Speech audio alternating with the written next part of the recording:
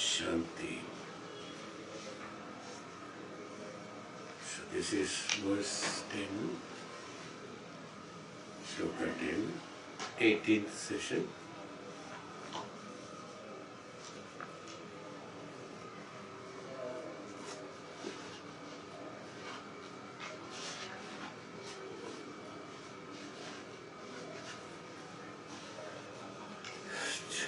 Changeless, immutable Brahman.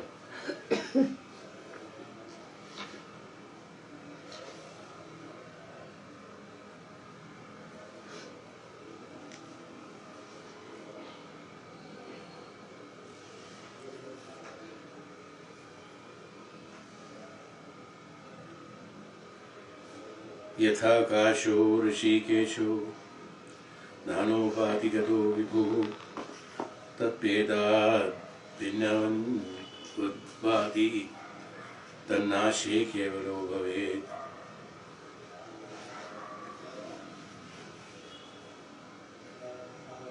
The all-pervading the all-pervading space appears to be diverse on account of its associates with various conditions, upadhis, which are different from each other. However, upon the destruction of these limiting adjuncts, the space becomes one. So also the omnipresent truth appears to be diverse on account of its association with various upadhis and becomes one on destruction of these upadhis.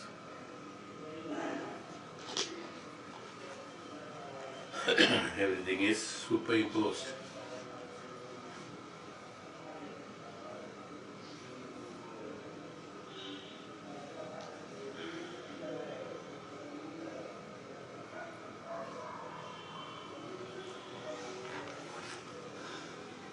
Pratyaksha Anubhuti, Aparoksha Anubhuti, Aparoksha Anubhuti. Pratyaksha Anubhuti is known as Aparoksha. Paroksha, Aparoksha. Aparoksha Anubhuti is that Anubhuti of that which is not the self, the non-self. Aparoksha Anubhuti, that which is not saying that it is the Anubhuti. This is the beauty of the Vedanta and Veda. One is the Anubhuti, experience of that external or Paroksha Anubhuti, that means the Anubhuti of the other. Paroksha Anubhuti, Anubhuti of not the other. This is very important to understand.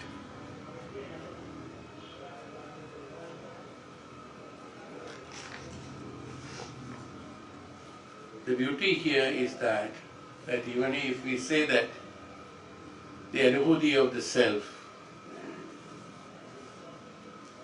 then the self is different, the one who is having the Anubhuti is different. So very carefully and not carefully, I would say, it is very systematically and very wisely to make others understand in the right manner. The Anubhuti has been told as Aparokshanubhuti.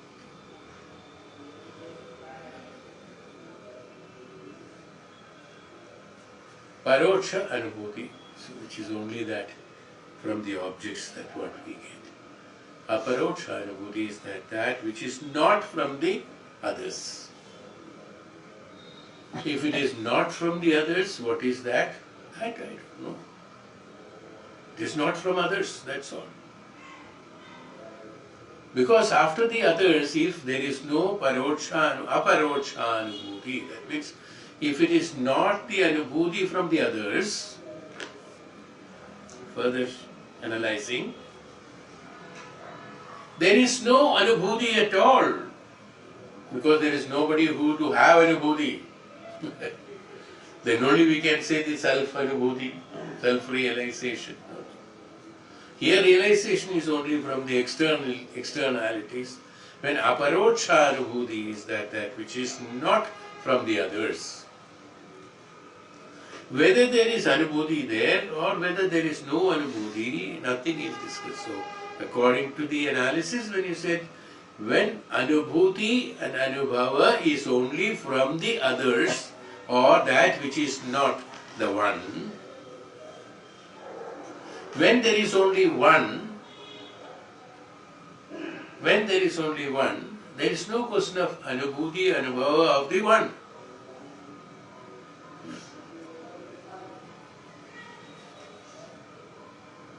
When there is another, then only we can have the anubhava or anubhuti. That means there has to be a experiencer and then the experienced. This secret, if we can understand, things become much easier. We do understand intellectually, but we don't perceive it. As we do perceive that the material is the world, that we have established, you see. And there is no doubt, nobody is asking questions on that also. That is there a mountain, is there an earth, is there a planet system, is there sea, is there water, is there... Nobody is questioning, that is it there or not? But everybody questions if there is an Atma or not, if there is a Brahman or not. All Aparokshanubhuti, because we have established ourselves or perceived our things to that extent that it's only, the reality is only the externalities, but not the other than that. It's why this confusion of the Dvaita and Advaita Vedanta.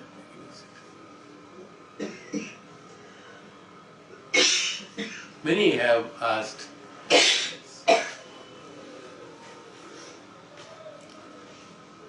there are so many granths on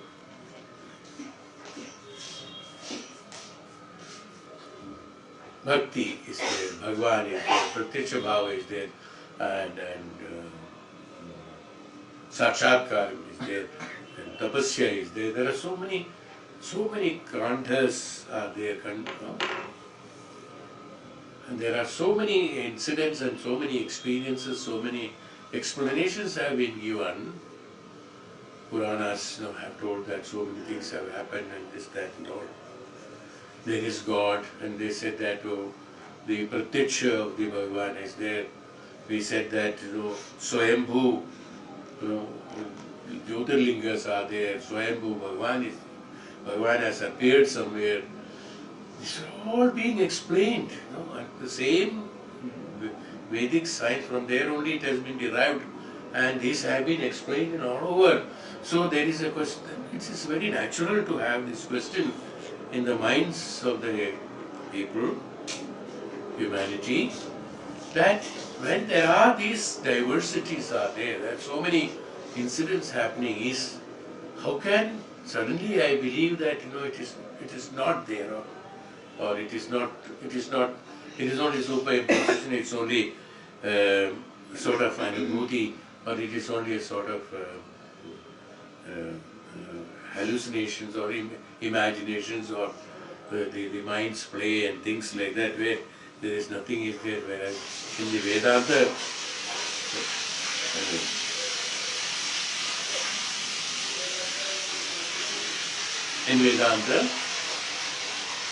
it explains totally different. We are not talking about all these things. It is there, the human is there and they are playing. Nothing is there. Yes, absolutely right.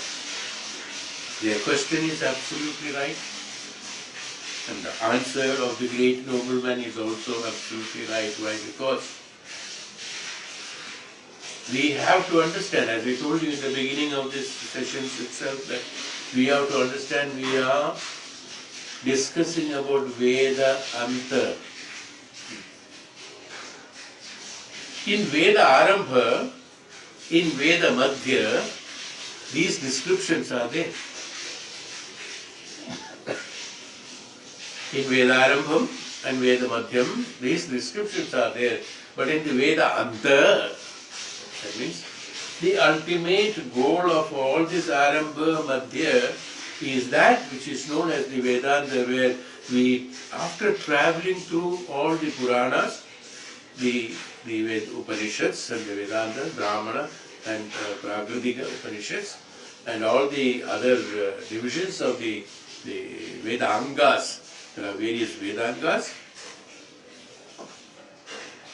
All the studies, after having made all these studies and analysis have been done, we have eliminated all the possibilities of this existence while studying all this. We have eliminated all that, and we have come to the, when we reach Veda Anta, after studying all the Veda Arambha, Veda Madhya, after finishing all this, when we reach the Veda Anta, the conclusion of the total Jnanam, this is all Jnana Marga. The conclusion of the absolute Jnanam is that, is what we are discussing, which Jagat Mithya. Initially we made Jagat Pratyaksha. Then we made Jagat experienced. First we made Pratyaksha. Then we made it, we imagined the Jagat. Then we put things into that. And then we experienced the things into that. And then ultimately Vedanta, what happens? We came to the result of those experiments of that what we have been doing in the Veda Arambha and Veda Madhya, and we reached the Vedanta, that means the absolute, the end of, or the conclusion state of, not the end. It's a concluding state of all these things. We have to come to a conclusion. No, just keeping on reading is not that. Ultimately, what is the result of it, we have to understand. No? Like mathematics, no, not the problem is that not. We say solve the problem, and even though the problem or equation seems to be so big, ultimately the result when it comes to that, it is one. Is this.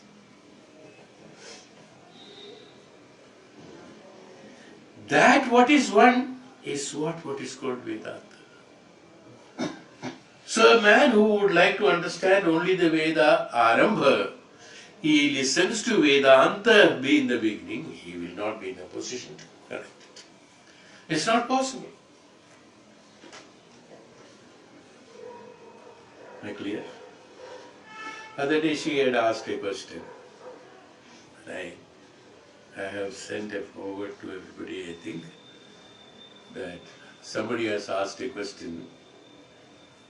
Who is the father, grandfather of Ram?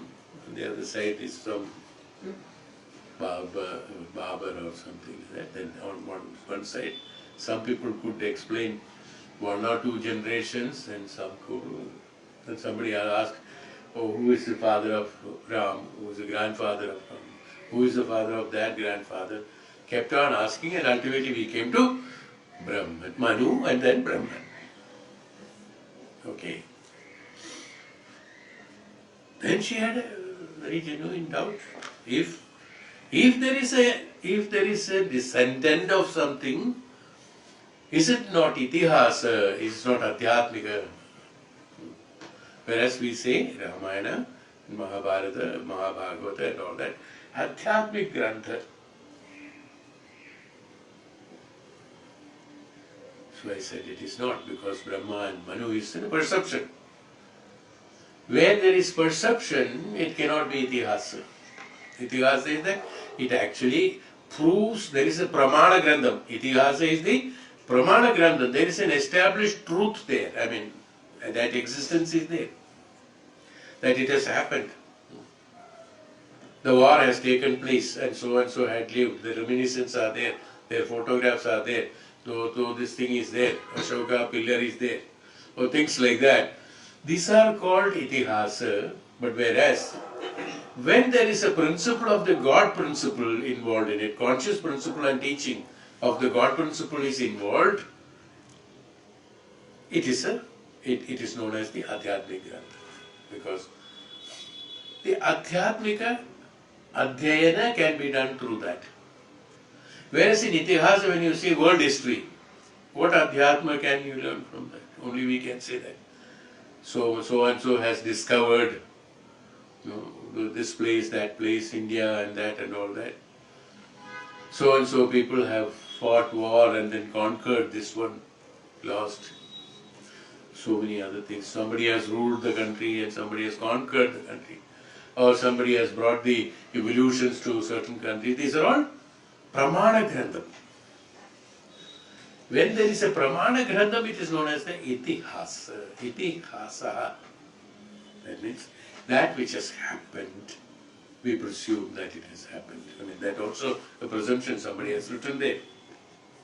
But whereas from which that we can learn something to uplift ourselves adhyatmically, in the spiritually, that is known as the Adhyatmika Grantha. So Ramayana, even though it incorporates about the father, grandfather, generations, or there is a karana. There has to be a karana for a birth, it has to be just no appearance. That's why there are 2-3 Ramayanas. One is Valmiki Ramayana, then this Tulsidas Ramayana, then Adhyatma Ramayana is there. From the Ramayana, one could derive an Adhyatma Ramayana. From that, principles could be derived out of it and put as Adhyatma Ramayana. The original is Valmiki Ramayana, where there is a combination of the imaginations or stories and imaginations, as well as his emotions are also there. Valmiki's emotions also might be there in that. Or certain things which has been heard by him, or his own perceptions or his own imaginations also. It's a combination of all these things in the Purana. But the purpose of creating such a combination of Purana is to have, as I told you, Veda Arambha, Veda Madhya and Vedanta in the similar pattern, in order to understand the Arambha of the Purana and Madhyama of the Purana and Anta of the Purana. Ultimately, after reading complete Ramayanam, what do you perceive? You don't remember you don't describe about the war between the Ravan and Ram. We don't describe about how Kausalya has nourished and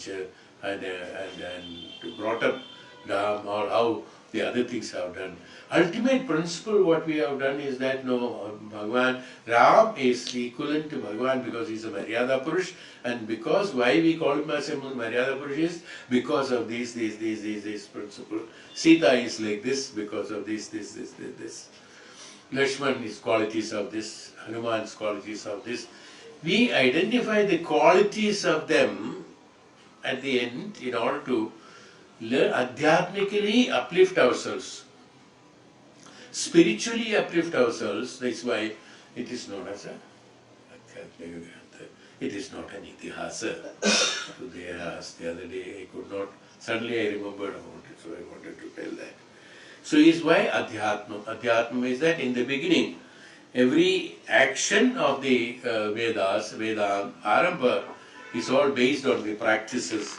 That's why Karma Kanta, then Mukti Marga, Jnana Marga, Sannyasa Marga, and all these margas have been divided and established so only to reach the state of the Vedanta.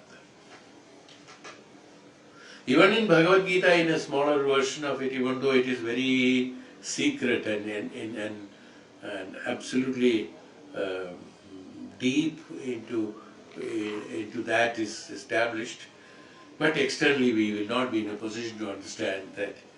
He tells Bhagavan says, Arjuna, he said, now today you do your kartavya. Without expecting any results out of it, you do execute your kartavya. Your kartavya is to eliminate something. Now why, what? Don't ask. The result of it is me, I am the one who is, you understand that I am the one who is doing it, and just samarpana of that also. When you say that papa and punya and things like that, you do, put it on my account. That's what he says. Then he didn't explain that at that moment of time. In chapter 2 he didn't explain. Ultimately, the truth came in chapter 18 only, after 11th and 18th chapter only. It came that the truth is that in the arambha of our in the arambha of our intellectual understanding, we believe that there is a world, there is a sharira, there is an execution, there is a karma, there is a kartavya, there is an anubhava, there is an anubhuti, all these things. After having gone through all these experiences, then we say, na iti, na iti. The moment you started growing gradually, from the childhood to kaumara, kaumara to the vardhakya, vardhakya to the vanaprastha, by the time you reach there, your concept of life itself, outlook of life and concept of life and then the outlook itself is to the world is totally different, is it not? Are we the same as we, as a child, we thought and played? No? Are we the same? No. So we call it as maturity. No? One is we call it as immature. He is immature, the child. We ourselves discriminated that, you see. From the immaturity to maturity is the life. Okay. Is it not? Life is what? From maturity to immaturity. Death, matured. Death means matured. That this sharira is no more necessary for me to execute these karmas is why the death. It is a renunciation by the self. It is not that anybody taking away. We have Puranas and we take the prana being taken away. Who takes away your prana? Prana is not a substance or an object that it can be taken away or brought in. It is existing. But initially, in the prana, in the Vedarambha or the Jiva Arambha, we have to first believe that there is a prana put in and the prana taken out. But the prana has not, that everybody knows, the prana has never grown old, nor prana has experienced any of those karmas that we are doing. Prana doesn't have any age, the life doesn't have any, the jiva doesn't have any age or any maturity or immaturity. It was the same and it is the same, it will be the same. And then we also that it's a sharira that is being destroyed and destructed and going off, and its prana releases, gets away from the sharira, we say that. But that saying, what is the inherent the meaning of it? In the Vedarambha, we believed that it's the prana, because of the prana that we are functioning and we are doing all these karmas, and then we are experiencing, in the prana is experiencing, I am experiencing, I am the prana, I am the sharira. But at a point of time, when it comes to that, we ourselves say that it is, I have been divided, let me say now, they are only, for ignorant people, only two. That one is that I am the sharira and I am the prana. The prana, the I, the prana, releases from the I, the sharira. At the end of it is not. Which one of these two is the I?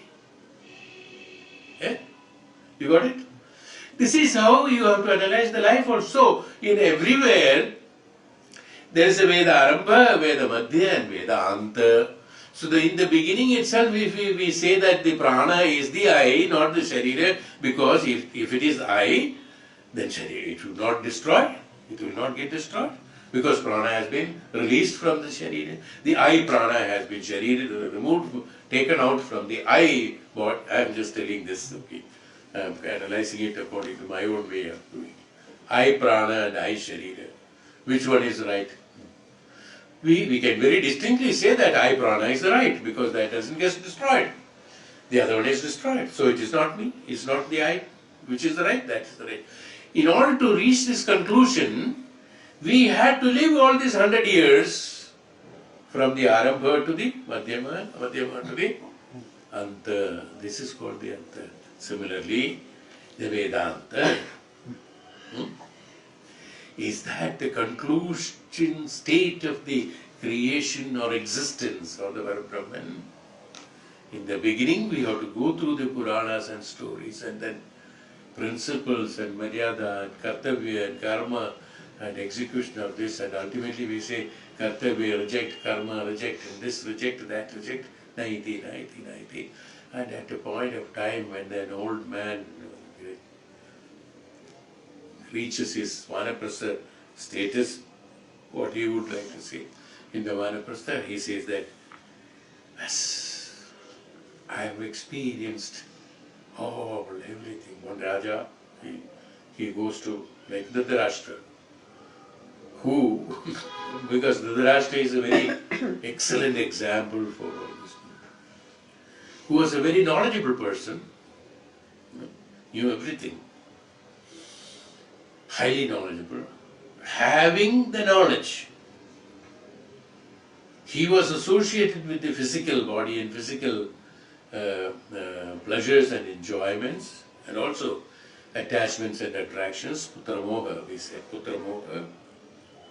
Not only that, having known that, existence of the everything, that he's a very learned man.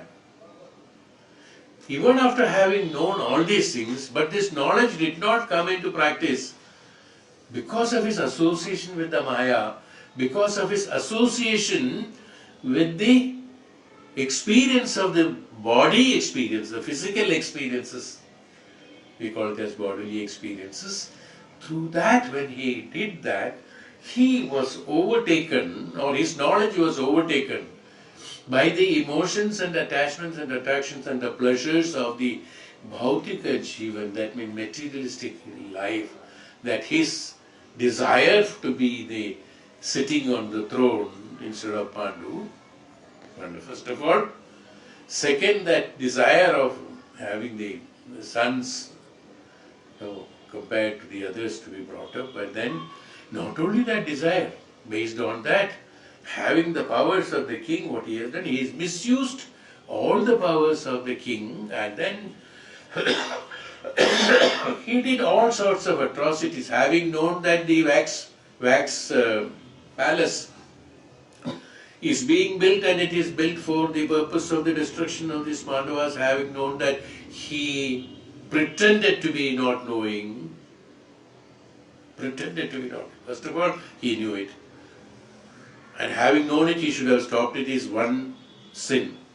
Second is pretension of not knowing is another sin. Knowing that, pretending is also another sin. That's number two is there. Like this, you know that story, so that's why I'm not telling everything. Multiple knowingly he has done multiple mistakes, Papa karmas, one after another. But after all this is over, what is my purpose of saying is that, at the end of it, having experienced all these things, all the experiences through the indriyas, through the mana, through the intellect, through the sharira, everything else. But then when we went to Vanaprastha, he said that I have learned enough, I have experienced enough. I do not want anything now. I would like to merge with the Lord. That's all what I want. A man who fought all the life only for the purpose of his own establishing his powers and dynasty, and his own proving his own existence through his sons, because even after I die, my name should be there, because I am the son, my son, when he becomes the king, he will say that I am the descendant of so and so, so my name will come in the history, in the hierarchy. My son name should be there. That all will, like we said, father of our grandfather, like that. After which king, who has come, that hierarchy is there. So he wanted that, even after his death, he wanted that. Having all that, having learned all that, having experienced all that, knowingly, so many things he knew and experienced it. Many things he did not know and experience it. Ultimately, during Vanaprastha, what he said is that, I just have enough. I don't want to see even my sons. I don't want anybody to come and see me. This is what he has told. That nobody from the kingdom, nobody, no, even not even a Sainik should not come and see me. I would left alone. I would like to merge with the Lord. That if that he knew in the beginning, would he do all these things? You got my point? Then why didn't he know about all these things before? It's because one, Arambha, Madhyama, and then Anta, that's conclusion only. After having experienced only, we can have the conclusion of the truth, because that is the truth. He says that nothing else existed, because I did my so many things, I tried. Nothing could work, nothing, everything failed, one after another, everything failed, because all were atrocities I have been doing. Everything failed, good, bad. He has not only done bad things, he has done so many good things also. It's not that. He has done so many good things. All good, bad, everything. He said that nothing I want to remember now. No. I want to be with the Lord. I want to be with the God. I want to merge with the God. Anta of Jiva is what? That I would like to leave this Sharira who has made me, prompted me to do all these things is because of what? Because of my Sharira Moha. That I would like to get relieved of, and then the real me of me, I would like to merge with the Brahman is the Anta. You understood why? Why Vedanta we are explaining that Jagat Mithya? For Dhritarashtra, all his life is a Mithya or not? Eh? What he will say? All my life is a Mithya. A waste. In the normal language it is a waste, but here Bhagavan doesn't say waste. Nothing is a waste. Nothing is a waste. For him, he had to experience it. Through that experience, he has attained the moksha. Similarly, Ramakrishna Paramahansa said that you do your karma, you do through the Dvaita Siddhanta, as I told you in the previous class, through Vishishta Vedanta, that means either both, combination of both, or Shuddha Advaita, Shuddha Advaita Siddhanta of Adishankara, Vallabhacharya Shuddha Advaita, and Adishankara's Advaita, whichever you follow, whichever you don't follow, ultimately you will reach that state only where I would like to merge with it. The one who is highly enlightened also said that I would like to merge with the Parabrahman. The most experienced man who had done all the atrocities, Dhritarashtra, also said, I would like to merge with the Parabrahman. In whichever way it is, you have to gain that experience, that's all. So if you can gain that experience in the beginning, if Dhritarashtra could experience that in the beginning, that I would like to merge with the Bhagavan only. So according to that, I being the representative of him, then let me do it like Janaka did. Raja Rishi, he said, no, Raja Janaka. The difference between them, you see.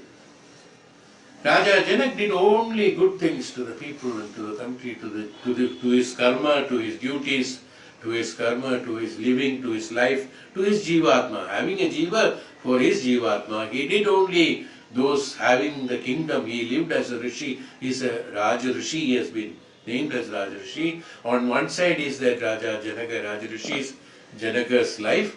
On the other side is Dhritarashtra's life. Both at the end, what they wanted. Both.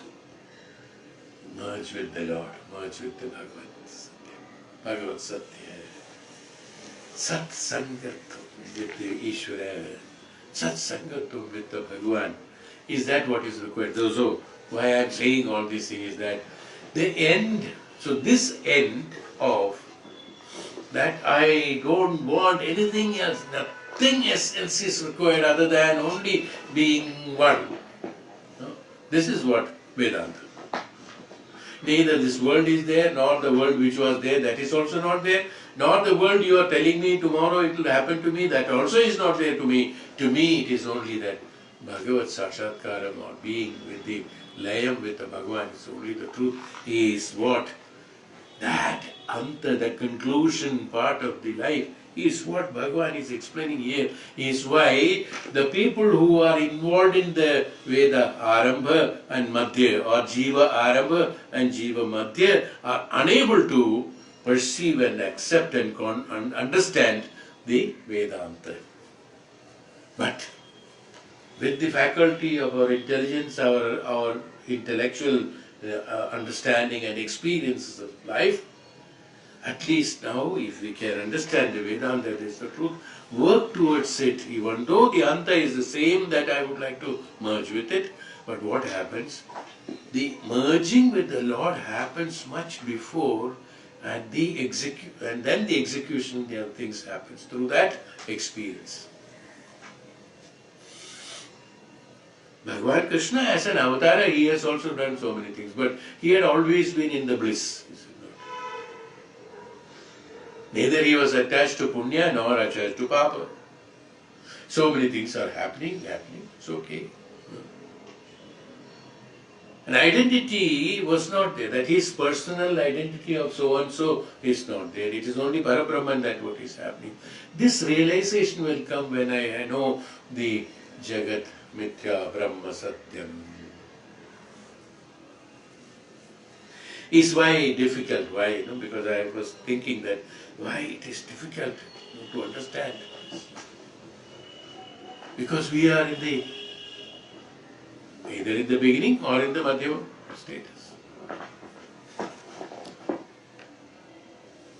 Is what he said here. The all-pervading space which is there already appears to be Yatha Gasho Rishigesho Nano Badhigato Vibho Tad Vedad Bhinnavad Bhati Bhinnavad Bhati, appearance to be divided, Bhinnavad Bhati, appearing to be divided. The Nasho Kevalo Bhavet, after the Nasha, then Nasho, after that perception of all this, the Nasho Kevalo Bhavet, Kevalam, that one only remains, Kevalo Bhavet, is that what he says? That Vedad Bhinnavad, Veda, Bhinna, so many things have happened, through that. Ultimately, I don't want anything, just be with the Brahman alone. What these things are.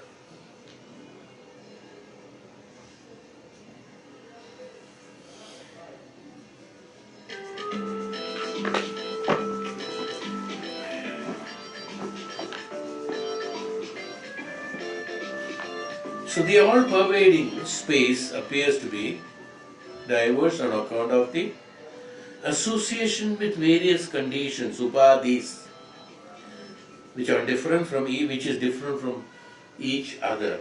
Is what he said. That's what Rishikesho. Nano upadhi gato vibhu. Nana upadhi. Nanadi upa vibhu. Aneka nana adi upadhi. Upadhi means reasons, or upadhi means karana. Upadhi is also various conditions, upadhis, various things. So many meaning, upadhi.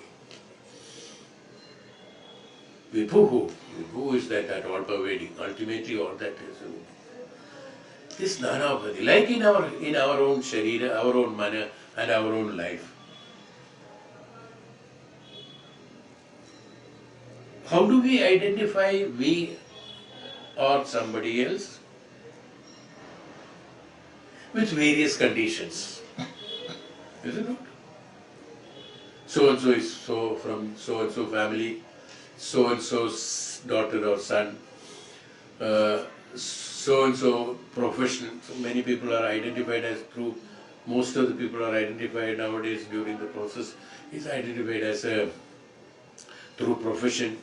So, what he is a teacher, he is this, he is that, he is a doctor, he is a engineer, he is a businessman, he is a this man, that man, driver, sweeper. Identified through profession is identified because it's an upadhi. It's also a conditioning, upadhi, with which different from each other. No, different from each other. So, how the differences have come? But first of all, by name. So and so is so. His name is that. His name is this. What is the difference between the Rama and the Krishna? What is the difference between Shankara and so and so? What is the difference? Only the name is different. He looks same. His activities are same. His physical body is same. His heart and liver and stomach and intestines and all other liver functions are all same. His eyes, what he sees also can be seen by what Rama sees is the one, what Krishna sees also. What one engineer has studied in the class, his classmate, so Sharma has also learned the same engineering from the same class. What? Why then? But they are, for us, they are different. They are, Rama is different, Krishna is different. What is the difference? Because we have, even though there is no, the ones which are not different, we have associated upadhis along with that, so he has become different. Is what he is doing. Is it not true? It is true. In everything we have associated with upadhis, so it is different. If it has not been done, it would not be different, it's all the same. We attach upadhis. Somebody said, one is a mountain, another is, what is that? The bigger one, like, not only one. We have difference in the languages, like small hillocks and hills, hills and mountains and all that. What difference is there in hill and mountain? We have done an upadhi, we have associated with that. This is also in higher than the ground, that also is higher than ground. Then we did upadhis on that. This one has got trees and plants and all that, and the height compared to the other one is small, so we said hill. Then less than that is a hillock, we said. Then the hill, we said. Then we said Parvata, that's a mountain, we said. Beyond mountain we don't know, so we left it. Then we said Akasha. We associated upadhis with that. We associated. What is the difference? The same rock. The same rock there, the same rock here, same tree here, same tree there. Well, I'm going into very hair-splitting explanations. Why? Because making our understand that not to have an excuse to escape of the truth. No, that's why all these things these upadhis are necessary.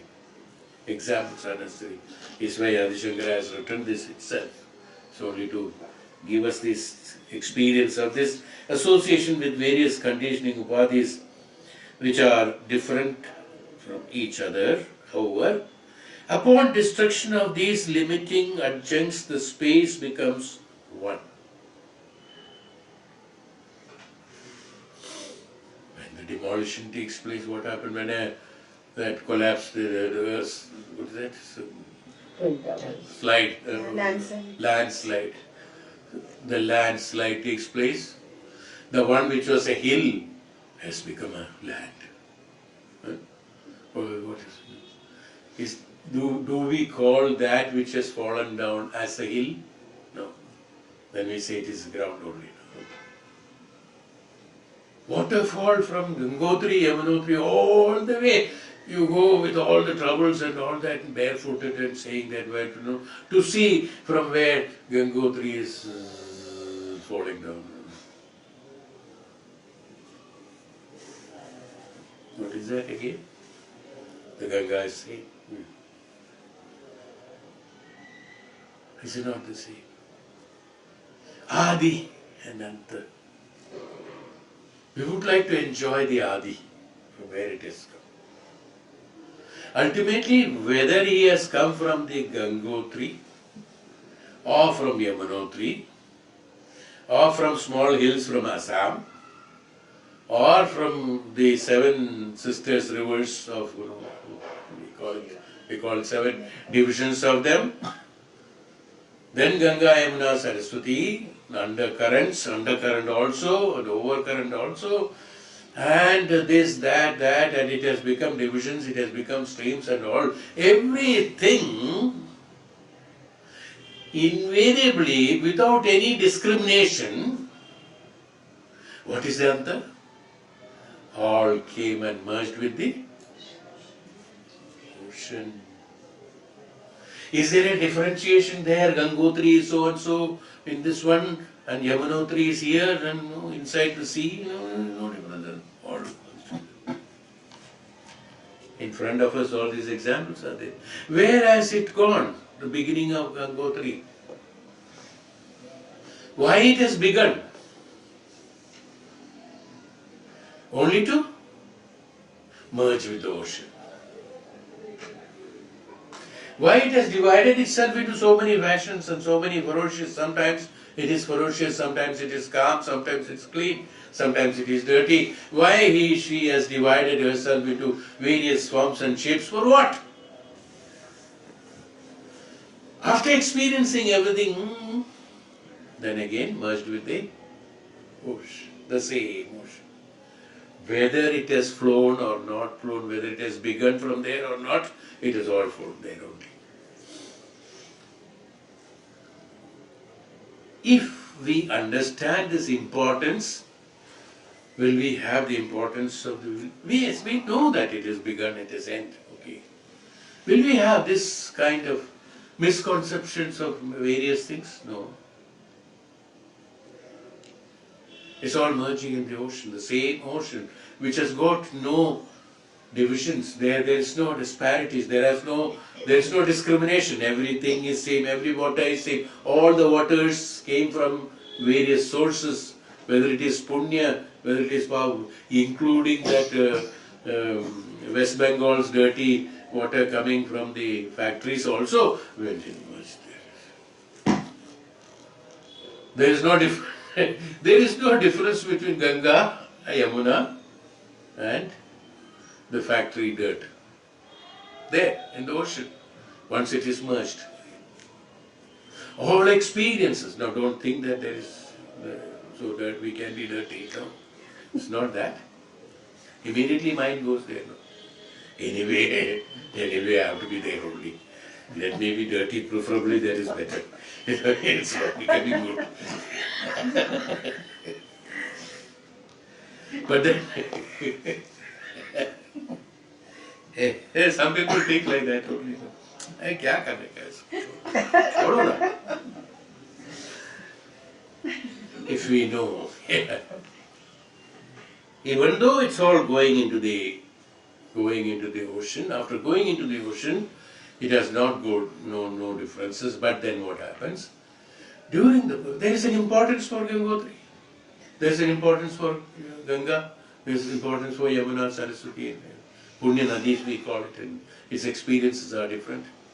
People are being benefited out of it, a lot of things are happening in that. So, similarly what happens, if it is from the holiness, if the Sharira and Mana, if it is become holy, it will become beneficial, even though it is a Jagat is Mithya.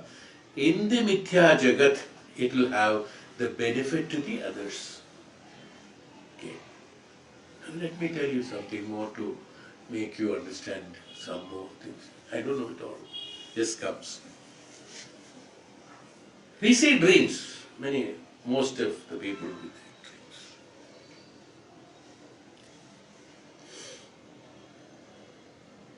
When we see good dreams, nice, everything pleasant, everything nice, and we have done good things, associated with good things, and beautiful things, and things like that, we are happy, is it not?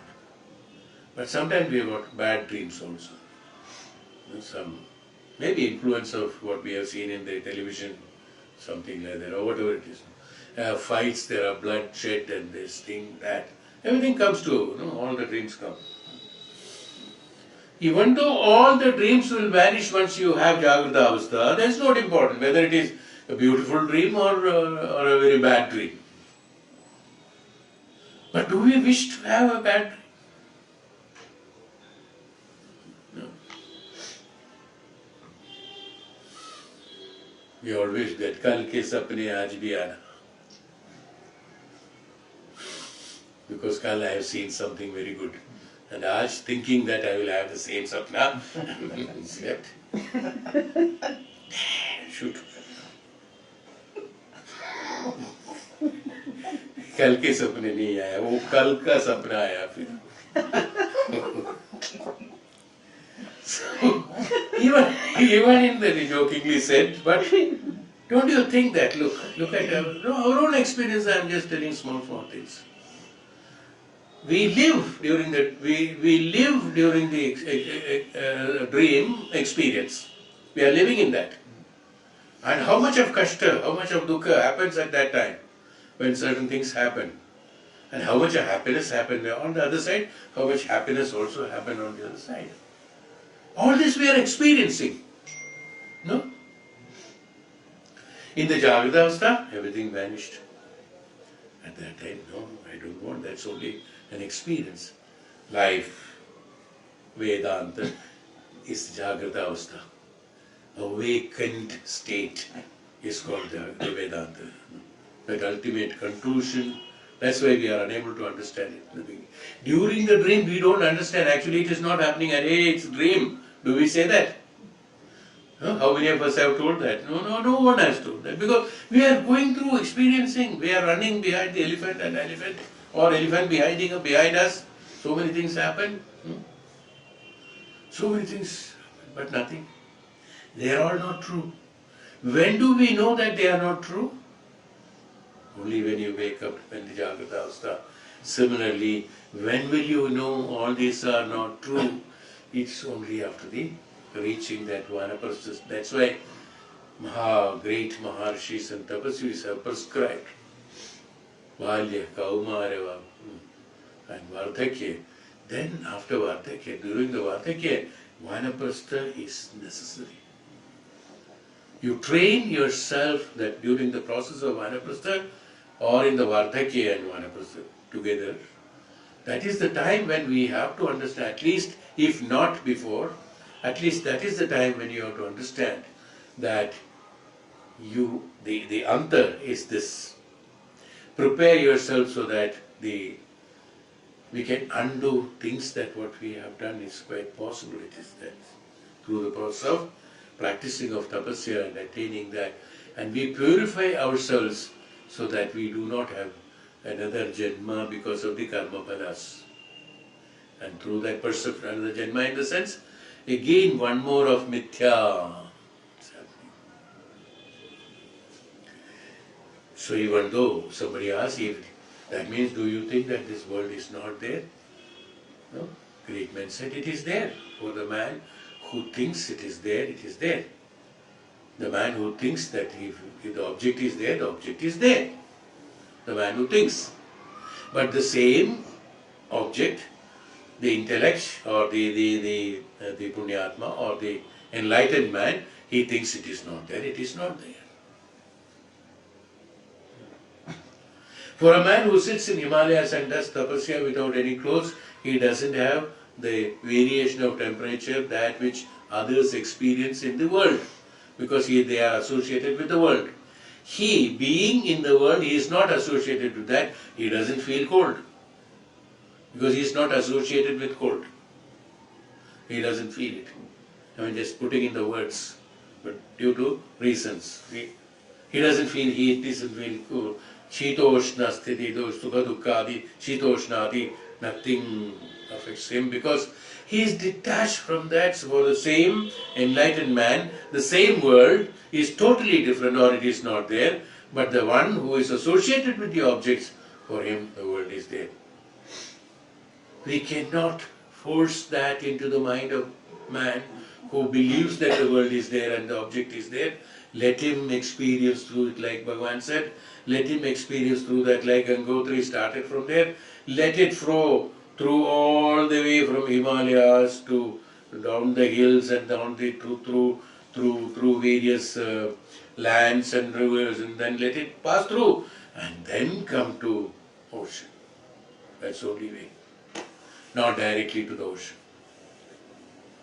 Similarly, let the life, Jivatma, let him live, experience it. That's what Bhagavan said, Arjuna. Just do your kartavya now, you being Arjuna now, you do your kartavya, after that you will attain what is necessary.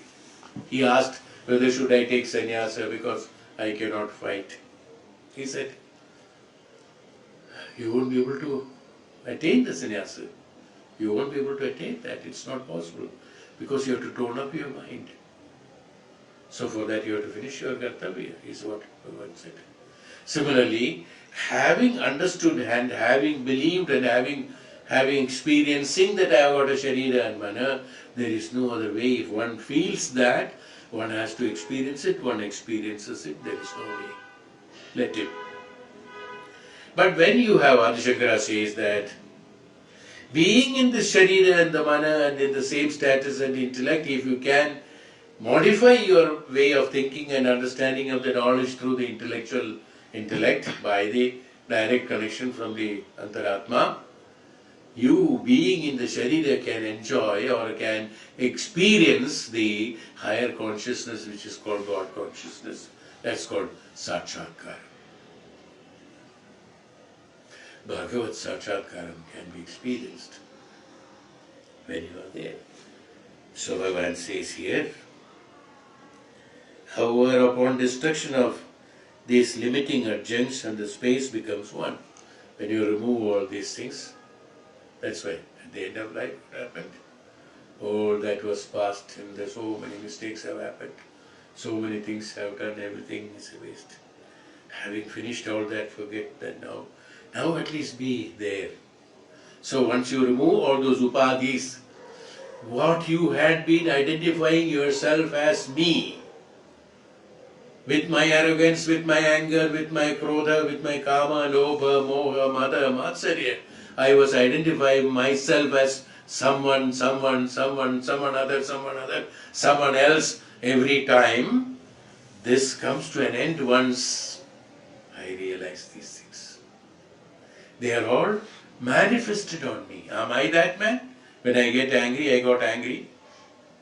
But after getting angry, am I that man? No. I had been jealous, but after getting that jealousy is over, when you come out of it, look back, am I really that? No, that looks dirty. I have been very jealous of that. No, I don't want to be that. I don't want to be that man who has got angry. I don't want to be that man who has been associated with that. These associations have made me identify me as that XYZ. And we were proud of it at one point of time. That the same proud has crushed at one point of time when I have realized that these upadhis are nothing but my unwanted emotional attachments and pride that I have attached myself with my ego, that I have attached myself to be identifying myself as XYZ. But I am none of this. If I realize this, none of these will affect me and identify me as that.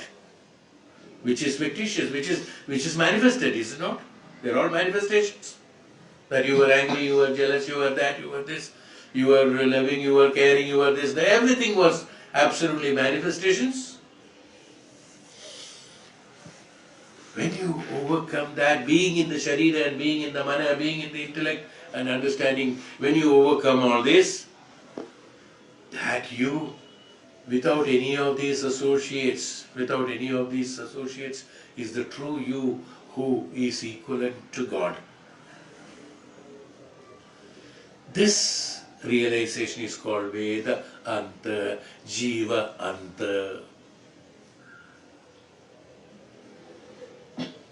Conclusion of your own life. Would you like to be associated with all those identifications that you have created in the world for you and for others?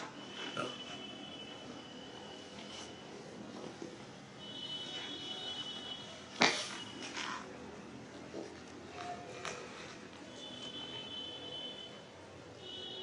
Once we identify this adjuncts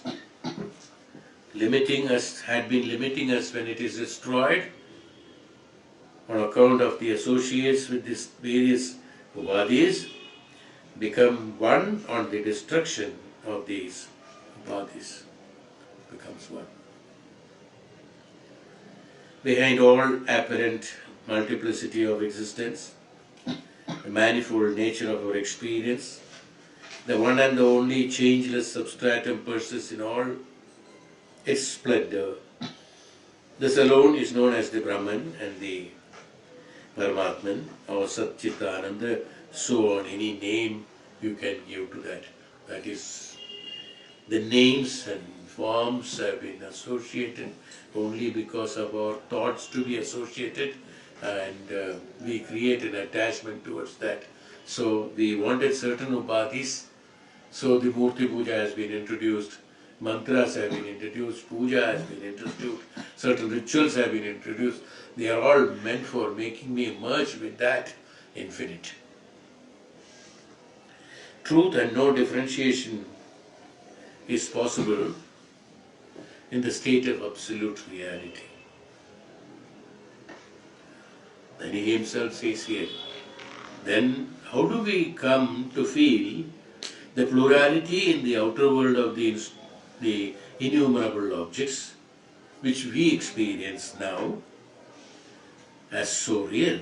This is exactly what I question that we have in mind. If the spirit that pulsates through all objects in and around us is one without a second, why is this conflict being created by the perception of plurality in the outer world? So he says that. Same thing what we had been talking. That why we are having, this is there, it is there, and I am feeling it, I am experiencing it, I am feeling it. How can I say it's not there? When I am seeing it, is there. The objects around us. Many people ask that. If it is the Brahman is everywhere and Atma is all one and it is the same spirit in all, why we are doing bad and good karmas? This general normal question people are asking. Why there are so many atrocities? Why there is a war between Palestine and Israel? And why there is a war between Russia and Ukraine? Why there is war between Pakistan and India? Why there are so many questions they ask why these things are happening. And why people are different, why we have this kind of emotions. It's because, nothing because, we have given the upadhis, that is they are associated with each individuals, we have been acting based on that. It's not the real you. Because the realization of the self has not been there, so this we have perceived the objective world as this one. So one has to experience through this, and one has to destroy everything, destruct everything, because see, funny thing, no? This all must be knowing. It's not that they don't know. The man who creates a war, he knows that one day or other he will also die with that. Others will also know that they all will die there. Nobody is going to leave here. Today I conquer this, I have got so many votes, I have become a chief minister, I have become prime minister. What? One day, one fellow that, who is that? Osama bin Laden will come with that 3 bullets. That will be all number of votes gone. Where has it gone? Many people have come and gone. Ashoka, Alexander, this, that, so many have come. Where have they gone? They are all examples. Not people should learn from that. No, we don't. We will never learn. We have adamant that. That's what he's telling. We will never learn. If one knows that, we have examples there, no, that nobody has lived through. Nobody had been that Raja throughout. Nobody had been that minister throughout. Nobody had been that so-and-so throughout. We discover why the perception of plurality in the outer world we don't understand is because we discover the necessary courage. We discover the necessary courage to inquire in this fashion because we are not prepared to accept all statements pertaining to the truth merely because they had been declared by the ancient and learned. Both our head and heart must assimilate any new idea before it can really become our own. Then only can these philosophical ideas, readily reach our heart to guide us in our day-to-day life and its transactions. Unless, as I told you, that one has to look back. Which prime minister, which chief minister, which raja, which so-and-so, which country has permanently lived. You have to look back and learn from that and then experience that. And should believe it, and go by that, because this is what is happening. Because none of them are permanent. It's not possible. But what he says is that very true. We doesn't want to accept and understand this. We are purposely avoiding to understand it. It is fact. It is there in presence of you. Any child will say that. Yes. But we don't want to understand. We think that everyone thinks who is trying to acquire and becoming big, and everyone thinks that who is becoming egoistic, putting on their own ego, what they think, I am permanent, I am immortal.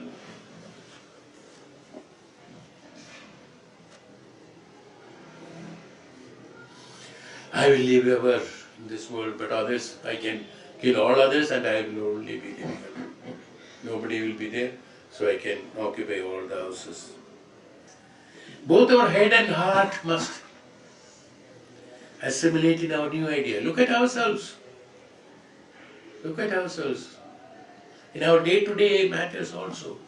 Unless my brain, my intelligence, my understanding, my head is called the jnanam, bodham, the consciousness, and the heart, the emotion, both have to synchronize each other, then only we will accept. Somebody who is listening to this, some said, it is true, I will accept it. Some said, it may be true, that's okay, I don't know. And somebody told me it is going over my head, nothing happens to me. But he doesn't know when it is going over his head is so low that it cannot cross this one, that he doesn't know. When something is over the head, it is not that this is going over the head, it is because his head is so low. Well, it's not. Head is so low, intellectual level of understanding is so low that it cannot be perceived. Why? All these chief ministers and ministers, election, we are all facing that problem because of that. All the humanities of our country is suffering because of that. Only for what? Each one wants to win that position for some time. Will they live for long? How long will they live? With all these atrocities? No? Do you have to really do it? Suppose a man who understands this, look, I become or somebody become, but I do not want to make any mistake because I am not going to live through it long. It is not necessary. And why should I be there anchoring for that? Why should I do all that? Associate myself with all those Bh.Aadis, with all that atrocities? Because I am not permanent myself. If somebody wants, let them elect. It's all right, fine. It's all right. If one thinks little bit of that, a small shift in the thinking. No. But what he wants that the power, that drunk, he is intoxicated with that, attaining that power and sitting. He thinks that one can sit throughout his life in that power. So unless one understands with his intellect and the mind and the emotion and the jnanam should be synchronized, and so that means we should function through the jnanam that we have learned, Brahma jnanam. That's why I said, remember, number of times I used to repeat that only brahmacharis are eligible to be living in the society, the normal way of living, so that he is that balanced person. What he wants, what he doesn't want, he's aware because he's a brahmachari.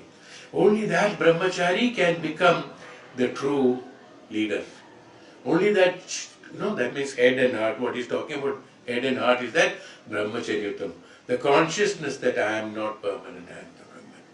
But in my madhyama, Veda madhyama, that understanding of my intellectual level, in the madhyama status, I have a sharira and I have mana, but I would like to leave myself to be one associated with the Brahman at one point of time, not this. But during the process, having the madhyama status of my intellect, I would like to live through.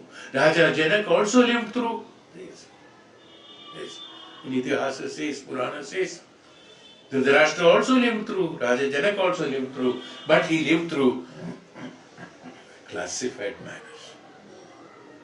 The difference between these two. So, why should we understand?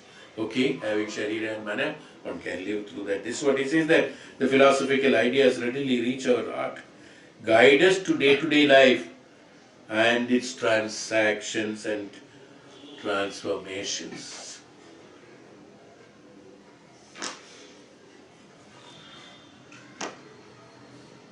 So, we have some more, little more on this, one more page on this. We'll go through this in the next class. Verse 10 and 19, we say, we will start from Rishikesha. Oh, Shanti.